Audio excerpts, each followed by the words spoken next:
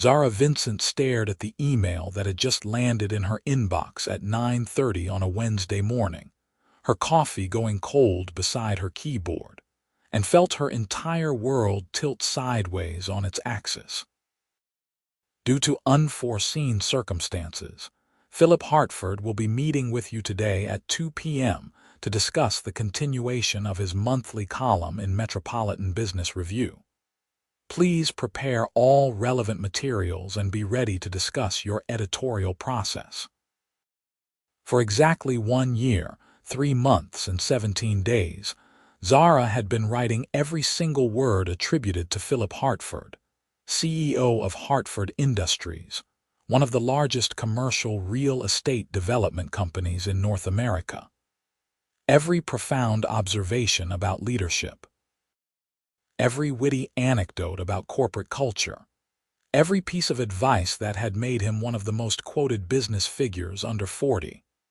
All of it had come from her cramped apartment in Brooklyn, written in sweatpants at 2 in the morning while she ate leftover Chinese food and tried to make rent.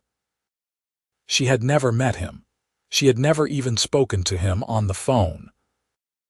The arrangement had been brokered entirely through his assistant, Margaret, a woman with a voice like warm honey, who had explained that Mr. Hartford was simply too busy to write the column himself, but understood its value for his public image. Zara would receive bullet points, occasionally a voice memo with scattered thoughts, and from that skeletal framework, she would create 800 words of compelling prose that sounded nothing like bullet points, and everything like a thoughtful human being reflecting on the complexities of modern business. She was good at it, disturbingly good at it. In the beginning, she had felt like a fraud. But as the months wore on, something strange happened. She began to feel like she understood Philip Hartford. Not the public figure, not the man whose photograph appeared in Forbes and Business Week, but the actual person behind the carefully constructed image. His bullet points revealed patterns. His voice memos, recorded in cars and hotel rooms and what sounded like a private gym, contained moments of vulnerability that never made it into the column, but informed every word she wrote. She knew he was funny, but tried not to be. She knew he second-guessed himself constantly, but projected absolute confidence. She knew he cared deeply about his employees but struggled to express it without sounding corporate. She knew all of this, and she had built a voice for him that somehow felt more authentic than if he had written it himself. And now she was going to meet him. Zara looked down at her outfit. Jeans with a hole in the knee, a sweater that had seen better days, and sneakers that were more tape than shoe at this point. She had exactly 4.5 hours to transform herself into someone who looked like they belonged in the same room as a man worth an estimated $300 million. She grabbed her phone and texted her roommate, Claire. "Emergency. He's coming here, today, in 4 hours." The response was immediate. "The column guy." "Yes. Oh my God, okay, deep breaths, go home, shower, wear the blue dress. You've got this." Zara looked around the editorial offices of Metropolitan Business Review, a publication that liked to think of itself as prestigious, but operated out of a building that smelled perpetually of coffee and photocopier ink. Her desk was buried under papers, old magazines, and 3 different half-empty water bottles. This was not the impression she wanted to make. She spent the next 2 hours in a cleaning frenzy that her coworkers watched with barely concealed amusement, then raced home to change. The blue dress Claire had mentioned was the nicest thing she owned, purchased for her college graduation 3 years ago and worn exactly twice since. It made her look professional, put together, like someone who definitely had not spent the last year essentially catfishing a CEO. By the time she returned to the office at 1:45, her heart was hammering so hard she could feel it in her throat. Her editor, Ron, stopped by her newly pristine desk. "Hartford's people called. He's coming alone. No assistant, no publicist. Said he wanted to keep it casual. Ron raised an eyebrow. You know what this is about? Zara shook her head, not trusting herself to speak. She had theories, none of them good. Maybe he had finally read one of his columns and realized it sounded nothing like him. Maybe someone had told him that ghostwriting was unethical, and he was coming to fire her personally. Maybe he was going to sue her for fraud or impersonation, or some legal term she did not understand, but would definitely result in her being unemployed and possibly in jail. At 2:03, the receptionist called. Zara, your 2 o'clock is here. She walked to the front on legs that felt like they belonged to someone else. And there, standing in their shabby little lobby looking completely out of place in an expensive charcoal suit, was Philip Hartford. The photographs had not prepared her. He was tall, which she had known intellectually, but had not really understood until she was standing 5 feet away from him. Dark hair that looked like he had run his hands through it recently. Sharp jawline. But it was his eyes that caught her off guard.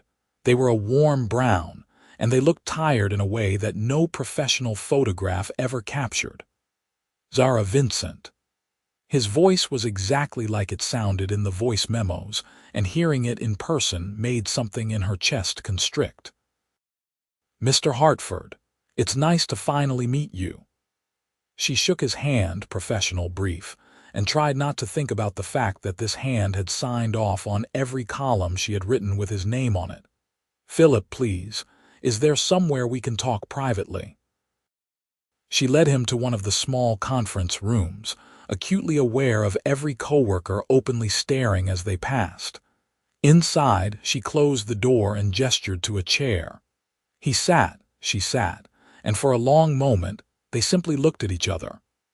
I should probably explain why I'm here, he said finally. That would be great, Zara said, aiming for calm and landing somewhere near terrified. He pulled out his phone, scrolled for a moment, then set it on the table between them. On the screen was last month's column, the one about the importance of admitting when you did not have all the answers.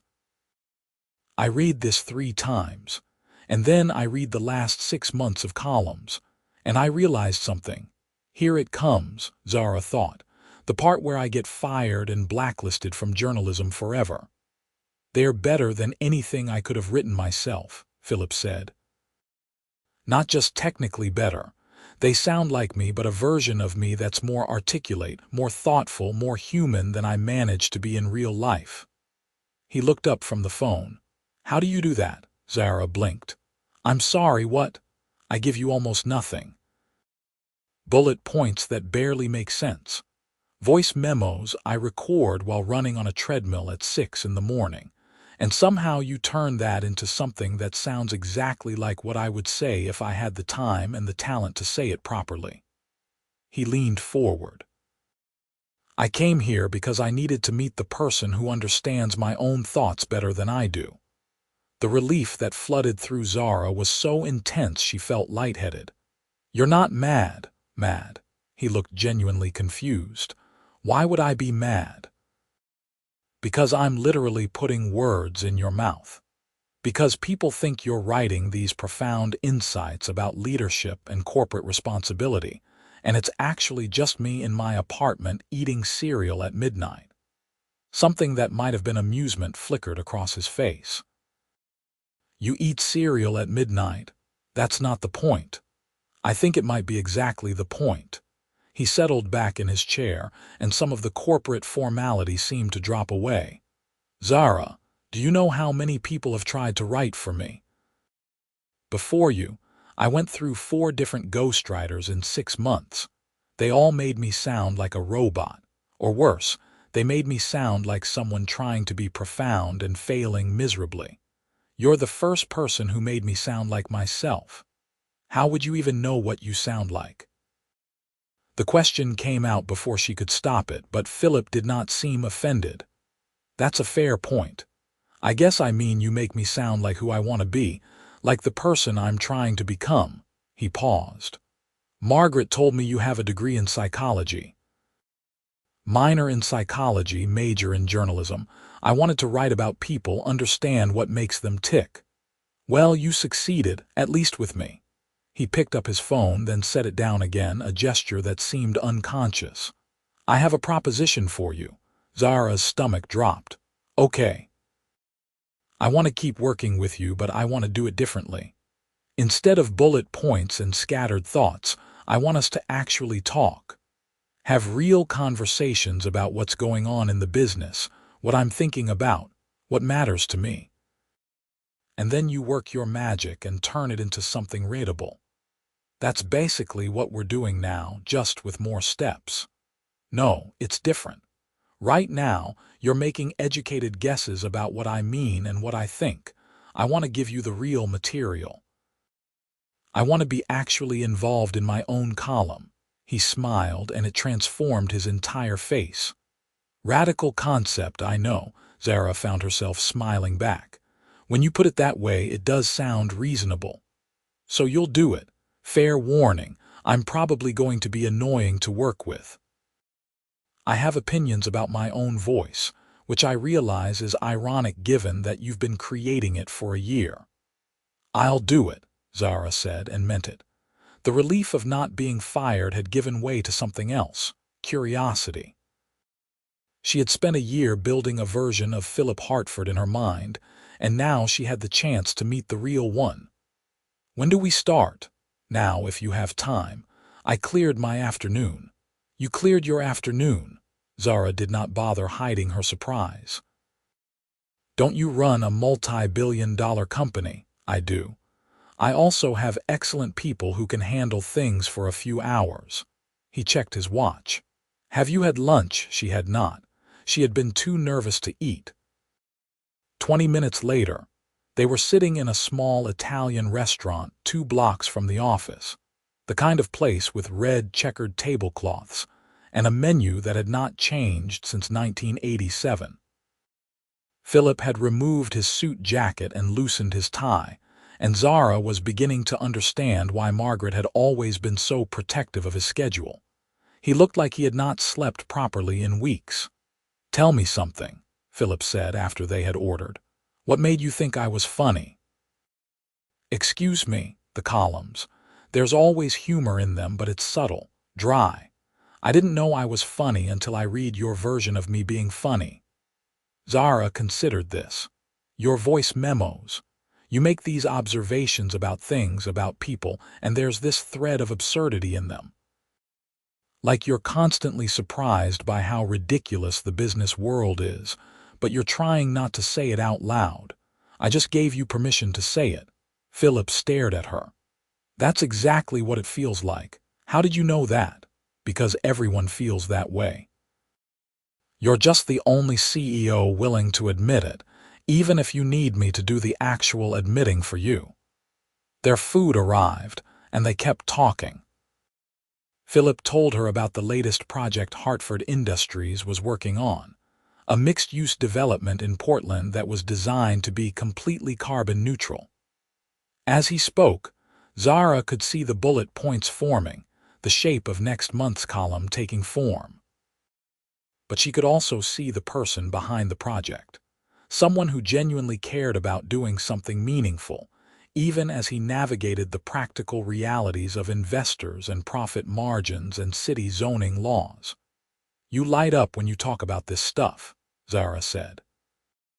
The building design, the community impact, that never comes through in the bullet points, because it feels too personal, like I'm revealing too much. But that's what people connect with. That's what makes the columns work. She set down her fork. Philip, can I ask you something? Why do you even do the column? You're successful enough that you don't need the publicity. He was quiet for a long moment. My father started Hartford Industries 40 years ago. He built it from nothing into something that mattered. When he died 5 years ago and I took over, I felt like I was drowning. Everyone expected me to be him, but I'm not him. I'm not as tough, not as certain about everything. He looked out the window. The column was supposed to be a way to establish my own voice, my own approach to leadership. But I'm terrible at writing and I hate talking about myself, so it became this thing I dreaded every month. Until I started doing it for you. Until you started doing it for me, he agreed. And suddenly, people were listening.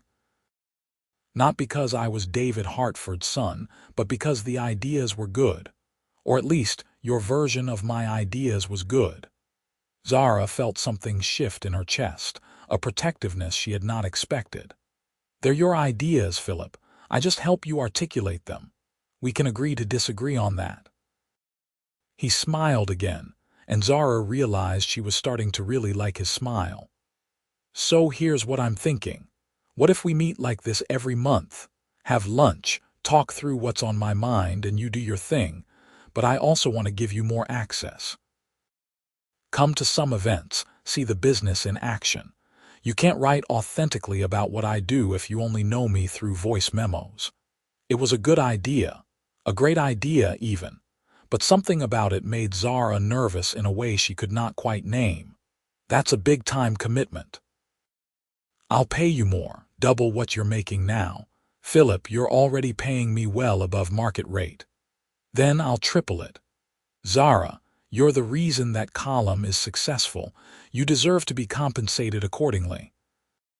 She wanted to argue, but the truth was that triple her current rate would mean she could actually save money, maybe even move out of her apartment with its unreliable heating and mysterious stains on the ceiling. Okay, but I have conditions. Name them. I need you to be honest with me. Not CEO honest, where you're managing your image. Actually honest. If I'm going to write in your voice, I need to know what that voice really sounds like when nobody's listening. Philip extended his hand across the table. Deal. She shook it, and this time the contact lasted a moment longer than professional. His hand was warm, slightly calloused in a way that surprised her. She pulled away and focused very hard on her pasta. They talked for another hour, losing track of time in a way that Zara suspected neither of them did often. Philip asked about her background, her family, why she had chosen journalism. She told him about growing up in Ohio, about parents who had wanted her to be a doctor or a lawyer or anything with a clear career path.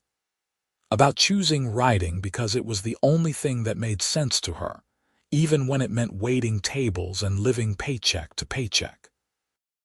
Do you like it here? Philip asked. At Metropolitan Business Review, Zara considered lying, then remembered her own condition about honesty. It's fine. It's not where I want to end up, but it's good experience. Where do you want to end up? I don't know yet. Somewhere that lets me tell stories that matter, about real people, not just quarterly earnings and market trends. The column tells stories that matter, Philip said quietly. At least I think it does. People write to me about them. Tell me how something I said, something you wrote, helped them handle a difficult situation or see their work differently. They write to you, all the time. Margaret forwards me the emails. He pulled out his phone again, scrolled, then turned it to show her. This one came in last week. Zara read the email from someone named Jennifer, who managed a small marketing firm in Chicago. She had been struggling with whether to fire an underperforming employee or give him another chance. Last month's column, the one about balancing compassion with accountability, had helped her figure out a third option, a structured improvement plan with clear benchmarks and support.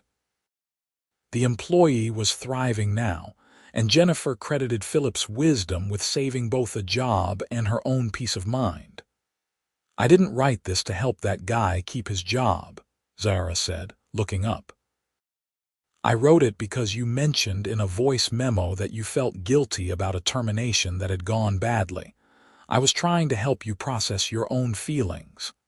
And in doing so, you helped dozens of people I'll never meet. Philip took the phone back. That's why the column matters. That's why I want to keep doing it, and why I want to do it right. Zara felt something dangerous happening, something she had no business feeling about a client, even one who was looking at her like she had just handed him something precious. She checked her watch and stood up quickly. I should get back to the office. Ron's probably wondering where I disappeared to. Right, of course. Philip signaled for the check and, despite Zara's protests, paid for both of them. Outside the restaurant, he hesitated.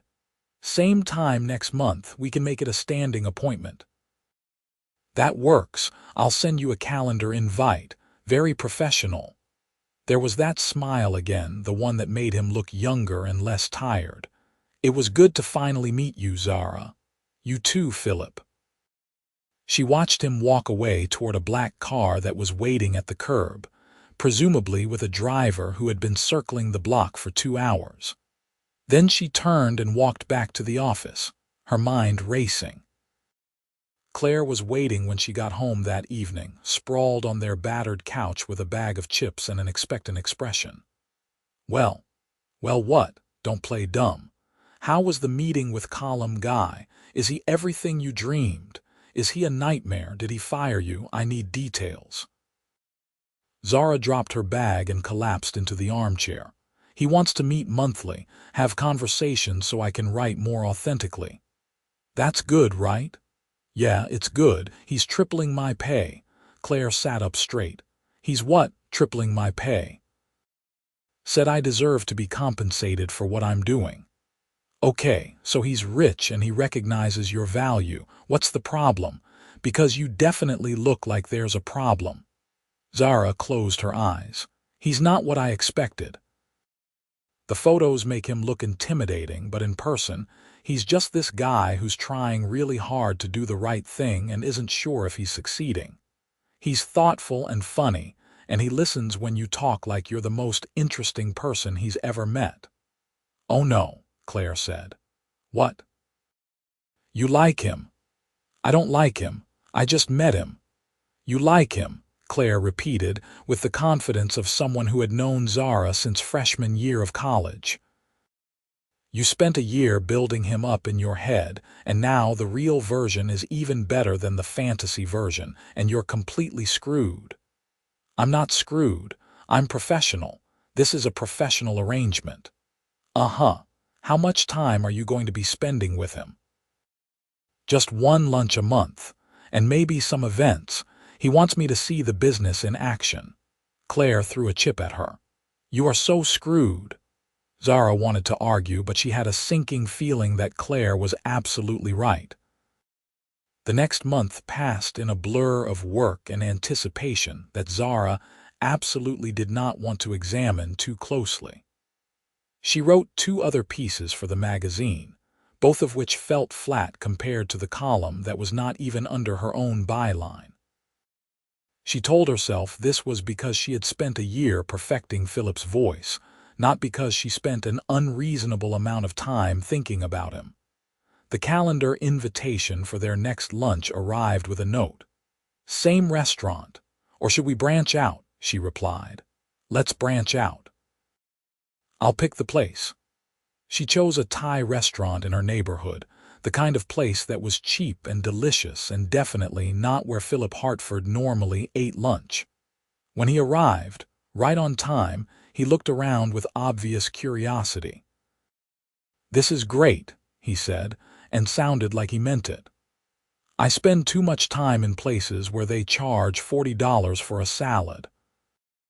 They ordered, they talked, and Zara took notes on her laptop while Philip told her about a conflict with a contractor in Portland and his thoughts on work-life balance, which he admitted he was terrible at maintaining. The column took shape easily, naturally, and Zara realized that Claire had been right about one thing. This was better than working from bullet points. This felt like collaboration. Can I ask you something? Philip said while they waited for dessert. Why did you take this job? The ghostwriting, I mean. You're talented enough to be writing under your own name. Because ghostwriting pays better than most journalism, and I had student loans, Zara said honestly. But also because I liked the challenge. You were this public figure, but I didn't really know anything about you as a person. I wanted to see if I could figure you out. And did you? Figure me out? I think I got close enough to fake it anyway. It's not faking if you're right. Philip leaned back in his chair. You know what's strange? Reading the columns now feels like seeing myself through your eyes, and I like that version better than the one I see when I look in the mirror. Maybe you're too close to see yourself clearly. Or maybe you're better at seeing the good in people than they are at seeing it in themselves. He said it lightly, but there was something serious in his eyes that made Zara's heart skip. She changed the subject quickly, steering them back to safe territory. Next month's topics, upcoming events at Hartford Industries, anything that did not involve the growing awareness that she enjoyed his company far more than was appropriate or smart. But as the weeks went on, it became harder to maintain that professional distance. Philip invited her to a ribbon-cutting ceremony for a renovated office building in Manhattan, and she watched him give a speech that used 3 phrases she had written for him, delivered with a sincerity that made them sound completely original. He introduced her to his team as my colleague Zara, not his ghostwriter or his secret weapon, just his colleague, and the casual respect in that word meant more than she wanted to admit. They started emailing between their monthly lunches, not about the column but about random things. Articles they had read, observations about the city, recommendations for books and podcasts. The emails were never long, never overly personal, but they created a thread of connection that Zara found herself relying on more than she should. 4 months after their first meeting, Philip invited her to a Hartford Industries gala, a black-tie fundraiser for affordable housing initiatives. I know it's not exactly fun, he said over the phone, but I'd really like you to be there. You should see this side of the business too. Zara had nothing appropriate to wear, and ended up borrowing a dress from Claire's girlfriend, who worked in fashion and had a closet full of things with designer labels. The dress was deep green and made her feel like someone who belonged at a gala, even though she spent the entire cab ride to the venue convinced she was going to spill something on it. The event was at a museum, all soaring ceilings and beautiful people holding champagne glasses.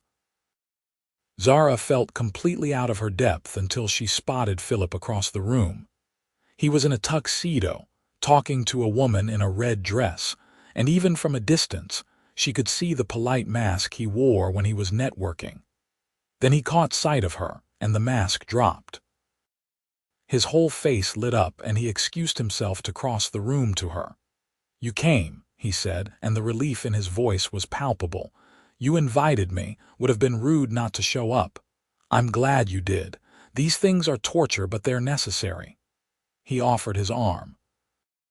"Let me introduce you to some people. Fair warning, they're all going to try to talk to me about business, and I'm going to be very boring." He was not boring. He was gracious and charming and clearly respected by everyone they spoke to, but Zara could also see the exhaustion beneath it, the effort it took to be on for hours at a time. During a lull in the conversations, she leaned close and said, "You're doing great." Philip looked at her surprised. "You can tell I'm faking it. Only because I know what you sound like when you're not." Something shifted in his expression, something warm and complicated that made Zara's breath catch. Before she could analyze it, someone else approached to claim Philip's attention, and the moment passed. But it had happened. Whatever was building between them, it was not just in her head anymore. Later, after dinner and speeches and an auction that raised an absurd amount of money, Philip found her on a balcony overlooking the city. Hiding needed some air. "It's a lot in there." "Tell me about it." He joined her at the railing, loosening his bow tie. "Thank you for coming tonight. It helped having you here. I didn't do anything." "You did. You were real. Everyone else in there is playing a role, saying what they think I want to hear. You treat me like a normal person. You are a normal person. You just have a lot more money than most normal people, he laughed, a genuine sound that made her smile. Can I tell you something? This is going to sound ridiculous. Okay. I look forward to our lunches more than anything else in my month. More than board meetings, more than site visits, definitely more than these galas. Just sitting and talking with you, it's the only time I feel like I can be completely honest. Zara's heart was hammering. Philip, I know this is probably inappropriate. You work for me, sort of. And I'm not trying to make this weird or uncomfortable. I just wanted you to know that this, what we have, it matters to me. She should have pulled back, should have reinforced the professional boundaries that were already dangerously blurred. Instead, she said, it matters to me too. They stood there in silence, the city glittering below them, and Zara felt the last of her defenses crumble. She had fallen for him somewhere between the first lunch and now, had fallen for his sincerity and his vulnerability, and the way he made her feel seen in a way no one else ever had. I should probably get back inside, Philip said finally, not moving. Probably, Zara agreed, also not moving. One more minute. He turned to face her fully. Zara, I need to ask you something, and I need you to be honest with me the way you made me promise to be honest with you. Okay. Is this just me? This feeling that we're becoming more than colleagues, more than a working relationship? Because if I'm misreading this, tell me now and we'll never talk about it again. Zara could have lied, could have protected them both from the complications that would inevitably follow. But she had asked him for honesty and she owed him the same. It's not just you. Philip's expression transformed, relief and happiness in something that looked like wonder all at once. Okay, that's good. Is it? Zara heard the shake in her own voice. Philip, this could get really complicated. My job, your reputation, the fact that you're basically famous and I'm nobody. You're not nobody. You're the person who knows me better than anyone else in my life. He reached out slowly, giving her time to pull away, and took her hand. And yes, it's complicated. But I haven't been able to stop thinking about you for months, and I'm tired of pretending that's not true. I write your words, Zara said, even as her hand tightened around his. How do you know this is real and not just some weird projection because I sound like you? Because you don't sound like me. I sound like you. You gave me a voice I didn't have before, and I fell for the person who understood me well enough to do that. He smiled, tentative and hopeful. Does that make sense? It did make sense in a strange and terrifying way. She had spent a year building a version of Philip Hartford in her mind, and instead of being disappointed by the reality, she had discovered that the real person was even better. And maybe, just maybe, he felt the same way about the version of himself she had helped him create. So what do we do now? She asked. I have no idea. I haven't thought past admitting how I feel. Philip laughed, a slightly nervous sound. I'm usually better at planning than this. We could take it slow, keep meeting for lunch, get to know each other outside of the column. See if this holds up under actual scrutiny. That sounds reasonable and mature and very sensible. But I really want to kiss you right now, and I'm not sure if that fits with taking it slow. Zara's breath caught. Through the open door behind them, she could hear the party continuing, the low murmur of voices and laughter. Out here, it was just the two of them and the city, and a decision that felt monumental. One kiss, she said, and then we take it slow. Philip's smile was the best thing she had seen all night. He stepped closer, one hand still holding hers, the other coming up to cup her face with a gentleness that made her chest ache. Then he kissed her, soft and careful, like she was something precious. It was nothing like Zara had imagined, and also exactly like she had imagined. It felt right in a way that should have been impossible given how wrong the whole situation was. When they broke apart, Philip rested his forehead against hers. "I'm probably supposed to have something smooth to say right now," he murmured, "but all I can think is that I want to do that again. Taking it slow, remember? Right, slow. I can do slow." He stepped back reluctantly. "We should go back inside before people notice we're both missing." They returned to the party separately, maintaining a careful distance that felt both necessary and absurd. But for the rest of the evening, Zara was hyper-aware of exactly where Philip was in the room, and every time their eyes met, she felt that same electric connection.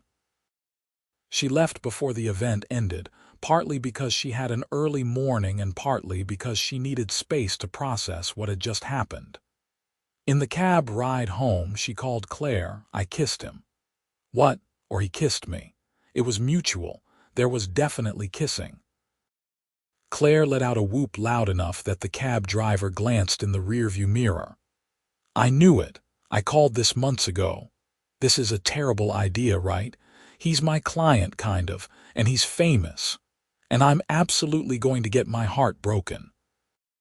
"Or," Claire said, "he's going to be the best thing that ever happened to you." "Zara, I've known you for years, and I have never heard you sound like this about anyone. Maybe it's complicated, but that doesn't mean it's wrong."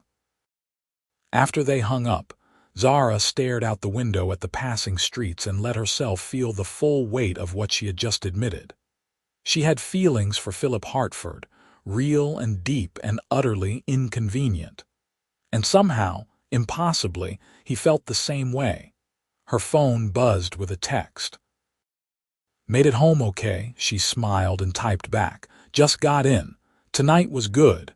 It was perfect. Sleep well, Zara."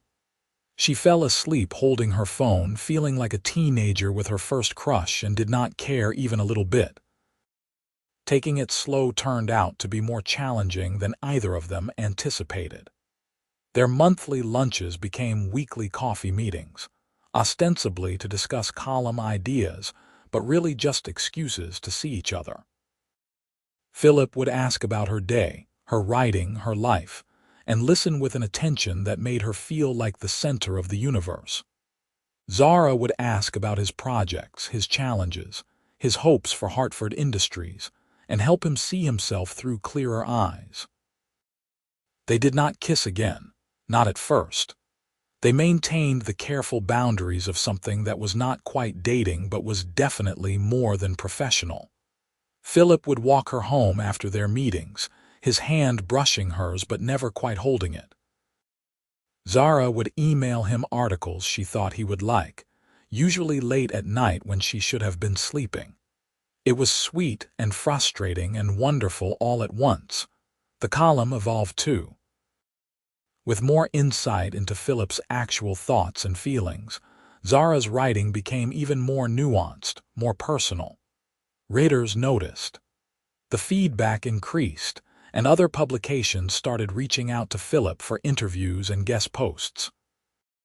His publicist called it a breakthrough in his public image. Zara called it finally telling the truth. 2 months after the gala, Philip invited her to Sunday brunch at his apartment. "It's not a date," he said quickly. "Or it is if you want it to be. I just want to cook for you and not have to worry about people recognizing me." His apartment was in Tribeca, a penthouse with floor-to-ceiling windows and a kitchen that looked like it belonged in a cooking magazine. Zara walked around while Philip made omelets, taking in the space that was somehow both expensive and comfortable. There were books everywhere, art that looked personal rather than decorator-chosen, photographs of people she assumed were family. "This is really nice," she said. "It actually looks like you." "I'll take that as a compliment." Philip plated the food and brought it to a table by the windows. "I never cook for myself. This is a rare event. I'm honored." They ate and talked, and without the pressure of being in public, something relaxed between them. Philip told her about his father, about the pressure of inheriting a company he had not built, and the fear of running it into the ground. Zara told him about her family in Ohio, about feeling like a disappointment for choosing a career that never quite paid enough and did not come with any guarantees. "You're not a disappointment," Philip said firmly. "You're incredible at what you do," says the man who benefits from what I do. "I'm not the only one. You've changed how I think about my own work, made me better at it, more intentional." He reached across the table and took her hand. "Zara, I know we said we'd take this slow, but I need you to know something. This isn't casual for me. Whatever this is between us, it matters." "It matters to me too," Zara said, her heart racing. "Philip, I've been scared to really admit how much because it feels too fast and too intense, but the truth is I'm falling for you, have been for a while now." "Yeah." His smile was incandescent. "Because I'm pretty sure I've been falling for you since that first lunch when you told me I was funny and I realized you actually got me. So what do we do? Keep pretending this is just a working relationship? God, no. Let's stop pretending." Philip stood up, still holding her hand, and pulled her to her feet. "Let's be honest about what this is. I want to date you, Zara. Actually date you. Take you to dinner, introduce you to my friends, fall asleep on the phone with you. All of it. People are going to have opinions. You're Philip Hartford and I'm just a journalist. You're not just anything, and anyone who has opinions about who I date can keep them to themselves." He cupped her face in his hands. "I'm all in if you are." Zara kissed him instead of answering, and this time there was no hesitation, no holding back. It was a kiss that felt like a beginning, like a promise, like coming home. They spent the rest of the day together, talking and kissing and making plans. Philip wanted to take her to his favorite restaurant, a small Italian place in Brooklyn that he went to when he needed to not be a CEO for a while. Zara wanted to show him her neighborhood, the coffee shop where she wrote most of his columns, the bookstore where she spent too much money. "We're going to have to tell people eventually," Zara said later, curled up next to him on his couch while they pretended to watch a movie. "About us. I know. We'll figure it out." Philip pressed a kiss to the top of her head. "Margaret already knows something's up. She asked me last week why I was smiling at my phone so much. What did you tell her? That I was reading something funny. She didn't believe me, smart woman. The smartest. She's going to love you, by the way. She already does, kind of. She told me once that hiring you was the best decision I never actually made." Zara laughed. "I should send her a thank you card." They told Margaret first, during what was supposed to be a routine meeting about Philip's schedule. She took one look at them sitting closer than necessary and said, "Finally. I was wondering how long you two were going to dance around this." "You knew?" Philip looked stunned. "Mr. Hartford, I've worked for you for 7 years. I know when you're interested in someone, and you have never been as interested in anyone as you are in Miss Vincent." Margaret smiled warmly at Zara. "I'm happy for both of you. Just please don't let it interfere with the column. That thing is gold for your image." "The column will be fine," Zara assured her. "Better, probably, now that I don't have to pretend I'm not completely biased." Next was Ron at the magazine, who took the news with a raised eyebrow and a resigned sigh. "Should have seen this coming. Just promise me you'll keep writing the column." "I don't care who you're dating as long as the work stays good." "It will," Zara promised. Claire's reaction was to demand every detail of how they had gotten together, then declare that she wanted to be the maid of honor at their wedding, despite the fact that they had been officially dating for approximately 3 days. "I'm just saying, when you know," Claire said. "And you two have been doing this weird emotional intimacy thing for months. You're basically already married." "We are not basically already married. You write his innermost thoughts for a living. That's more intimate than most marriages." Zara could not really argue with that. As the weeks turned into months, Their relationship settled into something that felt both extraordinary and wonderfully ordinary. Philip would show up at her apartment after work with takeout and listen to her complain about difficult articles. Zara would attend Hartford Industries events and watch Philip light up when he talked about his projects. They wrote the column together now, truly together, with Zara shaping Philip's ideas into something polished while he read over her shoulder and added comments. "You know what's weird?" Philip said one night while they were working on an upcoming piece about leadership in times of change. "I used to dread writing this column, but now it's my favorite part of the month." "That's because you're not actually writing it. You're just talking while I type." "No, it's because I get to do it with you." He wrapped his arms around her from behind, chin resting on her shoulder. "Everything's better with you. That's very sappy for a CEO. Good thing you're here to edit me."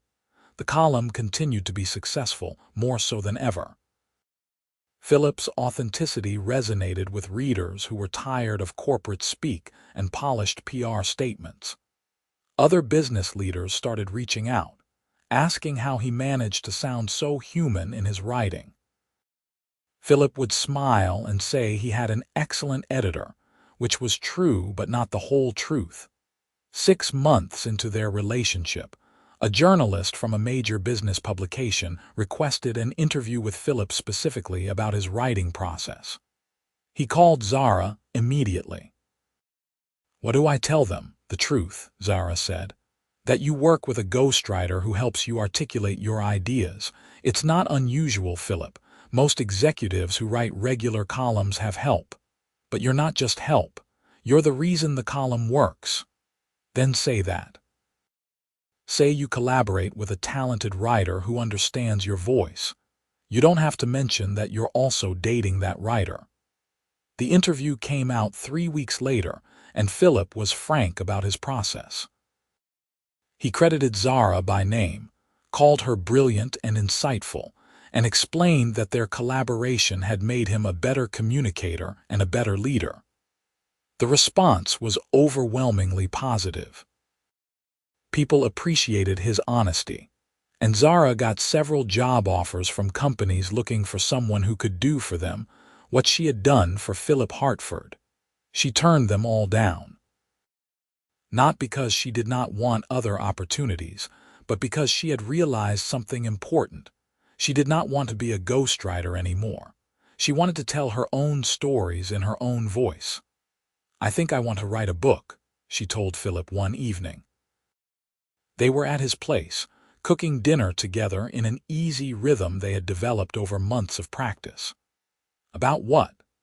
About business leaders who are trying to do something meaningful in a world that's constantly telling them to prioritize profit over everything else. About the human side of running a company. She paused. "I'd want to interview you if that's okay, among other people." Philip set down his knife and turned to face her.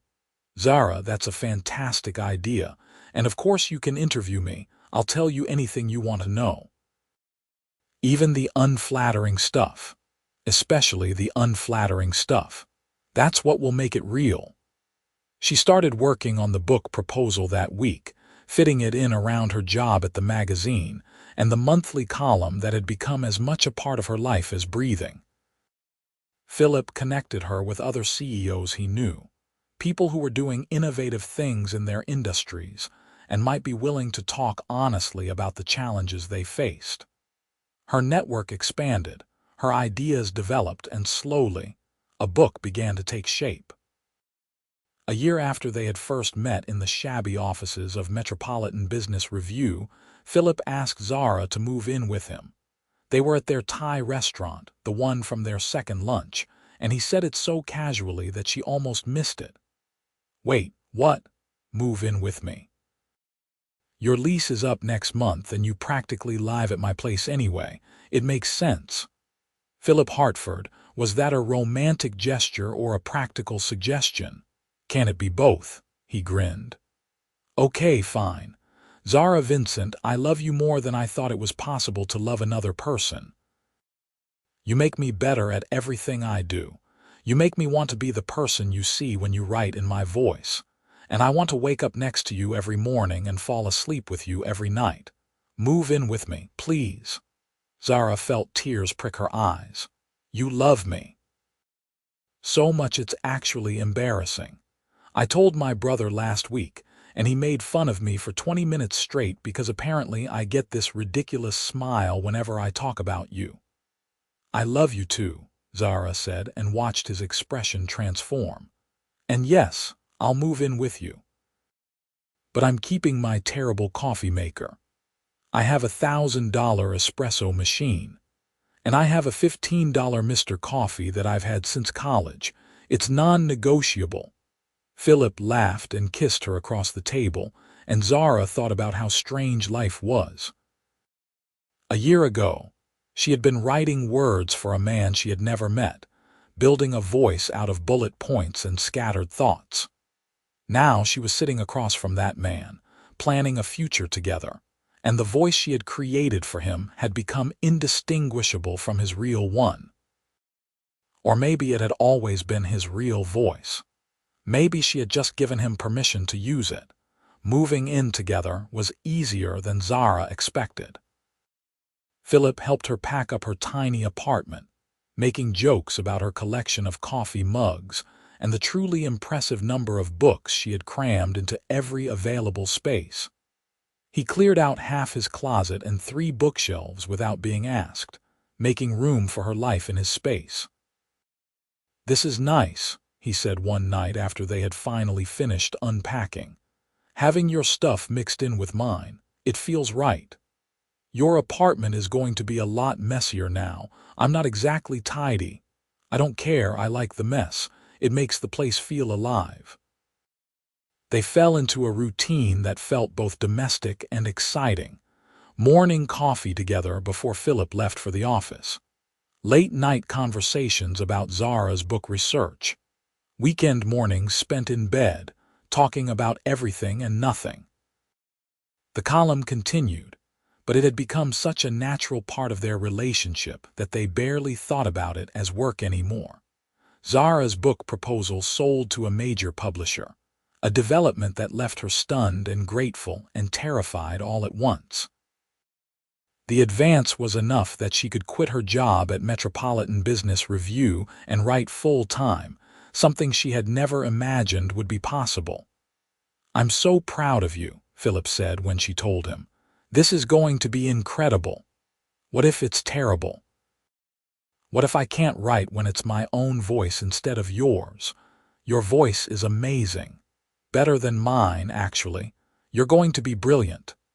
She was not sure she believed him, but she loved him for saying it anyway. The interviews for her book took her across the country, meeting with CEOs and founders and business leaders who were all trying to balance profit with purpose. Every conversation reinforced what she had learned from Philip, that behind every corporate success story was a human being trying their best and often feeling like they were failing.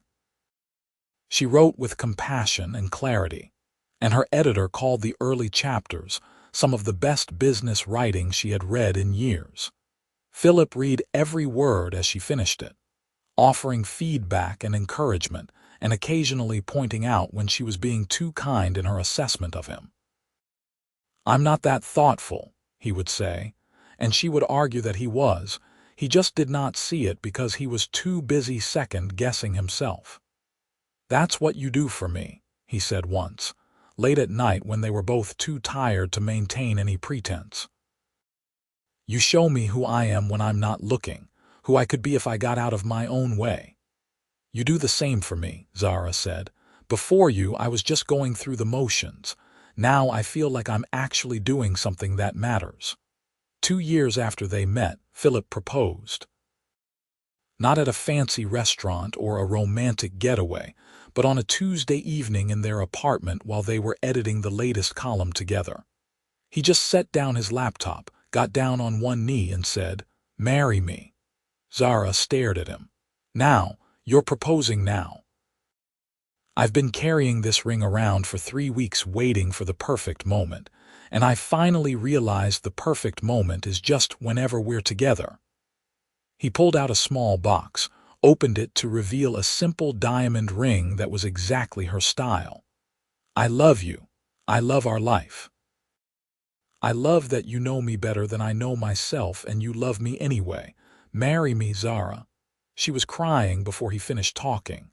"Yes, obviously yes."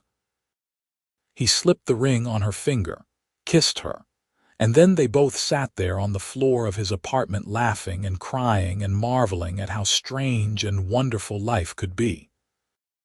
They got married 6 months later in a small ceremony at a vineyard upstate, surrounded by family and friends and a few carefully selected colleagues. Margaret cried through the entire ceremony. Ron gave a speech about how he had known they were meant for each other from the moment Philip showed up at the office. Claire was indeed the maid of honor and took her duties very seriously, including a toast that made everyone laugh and Zara cry happy tears. During their first dance, Philip whispered, "I never thought I'd find someone who understood me the way you do. That's because you weren't looking. You were too busy trying to be what everyone else expected. And then you came along and gave me permission to be myself. You gave yourself permission. I just helped you find the words." He kissed her, and Zara thought about the strange journey that had brought them here. She had started out writing words for a stranger, building a voice from fragments and guesses. And somewhere along the way, that voice had become real, and the stranger had become the person she loved most in the world. The column continued even after they were married. It had become too important to both of them to stop, a monthly reminder of where they had started and how far they had come. But now, when Zara wrote in Philip's voice, it felt less like translation and more like harmony. They had spent so long learning to communicate with each other that the boundaries between his thoughts and her words had blurred into something that belonged to both of them. Zara's book came out a year after their wedding to excellent reviews and strong sales. She did a book tour, giving talks about authentic leadership and the importance of vulnerability in business. Philip came to every local event, sitting in the back row and beaming with obvious pride. When people asked about their relationship, about how it felt to be married to one of her interview subjects, Zara would smile and say it was the best research she had ever done. At one event, during the question and answer session, someone asked how she had managed to capture Philip Hartford's voice so perfectly in the book. Zara had looked out at the audience, found Philip's eyes, and told the truth. "I've been writing in his voice for years now. At first I had to guess what he meant, fill in the gaps between what he said and what he actually wanted to communicate. But over time, I got to know him well enough that it stopped being guesswork. I could hear him in my head, anticipate what he would say and how he would say it." She paused. "The interesting thing is that the more I understood his voice, the more I realized it sounded like mine. We think about things the same way, value the same qualities, care about the same issues. So writing in his voice became less about imitation and more about collaboration. About finding the place where his thoughts and my words overlapped." Philip had texted her after the event. "That was perfect. Also, I love you. I know. Also, I love you too." 3 years into their marriage, they had their first child, a daughter they named Emma. Philip was terrified of fatherhood in a way that surprised Zara, until she realized it was the same fear he brought to everything important. What if he was not good enough? What if he failed at the thing that mattered most? "You're going to be a great father," Zara assured him while they were still at the hospital, Emma sleeping peacefully in her bassinet. "You're thoughtful and patient, and you actually listen to people. Those are the important skills. What if I mess her up? What if I'm too focused on work and I miss everything important? Then I'll tell you, and you'll adjust, because that's what you do. You're not your father, Philip. You don't have to prove anything by working yourself to death. He had looked at her with such gratitude that it made her chest ache.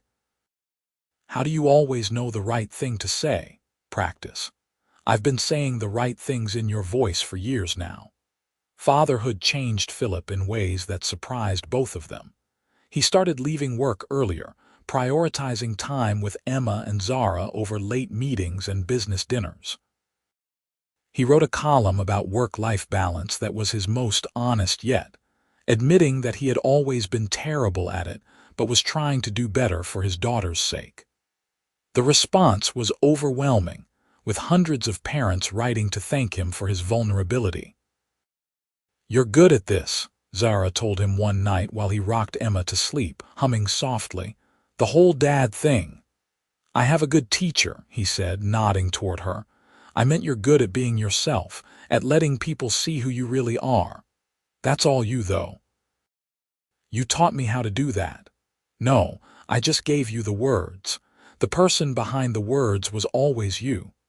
The column evolved again as their lives changed. It became less about corporate strategy and more about human challenges.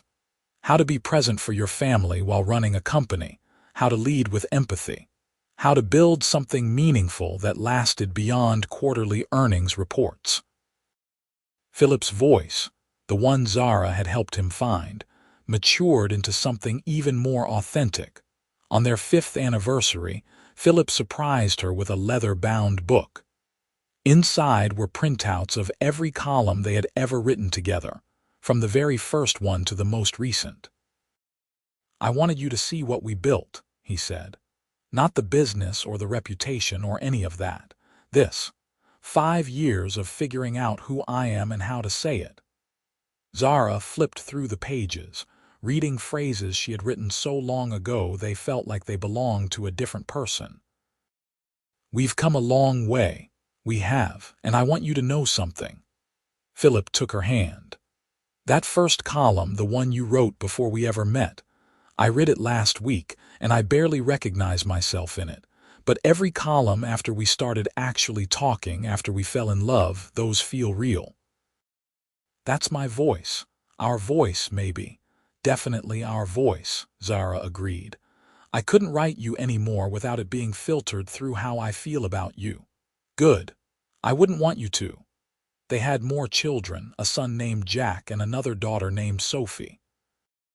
The apartment in Tribeca became too small, and they moved to a brownstone in Brooklyn, close to Zara's old neighborhood. Philip stepped back from the day-to-day operations of Hartford Industries, promoting someone he trusted to CEO while he remained chairman of the board. It gave him more time for the things that mattered.